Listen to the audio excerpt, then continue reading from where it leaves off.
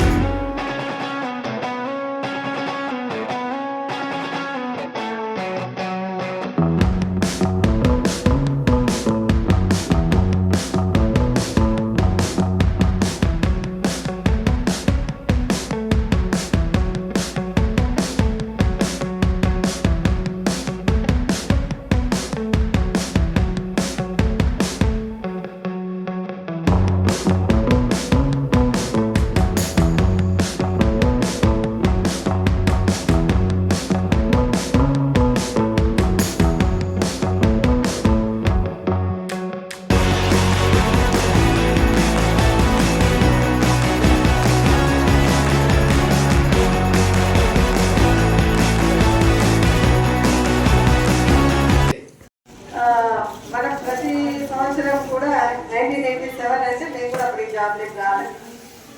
89లో వచ్చినాం మేము. సో మేము జాబ్లోకి రాకముందునే జరుగుతుంది. కానీ చాలా సంవత్సరాల నుంచి హై స్కూల్లోనే జరిగేది సైన్స్ డే. ఎలిమెంటరీ స్కూల్స్లో అంతా జరిగేది కాదు.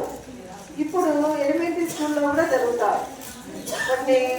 కొన్ని సంవత్సరాల తర్వాత నుంచి, కొన్ని సంవత్సరాల క్రితం నుంచి ఎలిమెంటరీ స్కూల్లో కూడా ఈ సైన్స్ డేని మనము జరుపుకుంటాము.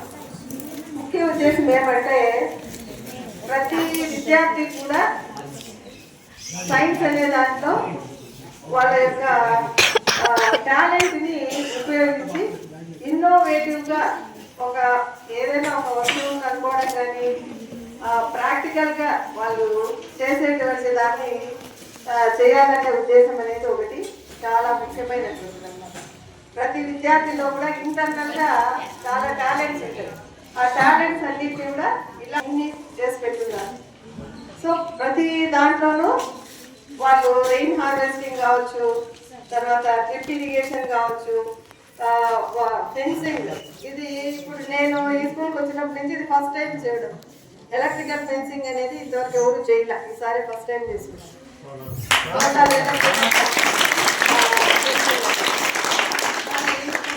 పని చేస్తాం. సో ఇట్లా మనం వర్కింగ్ మోడల్స్కి చాలా ఇంపార్టెన్స్ ఇవ్వాలి. ఎక్కడైతే ఇది చిన్నది, ఈ చిన్న దాని నుంచినే మనము పెద్ద ప్రాజెక్టుని తయారు చేస్తాం. ఆ ప్రాజెక్టు మనం కొత్తగా చేసినటువంటి ప్రాజెక్టు మనమే తయారు చేసినాం అనుకోండి, దాని మీద మనం ఒక పేటెంట్ హక్కును కూడా సంపాదించుకోవచ్చు. సో మీరు ఇప్పటి నుంచి కూడా మీరు ఈ విధంగా అన్ని విషయాల్లోనూ ఇన్నోవేటివ్గా ఉండి చక్కగా నెక్స్ట్ ఇంకా బాగా చేసి మంచి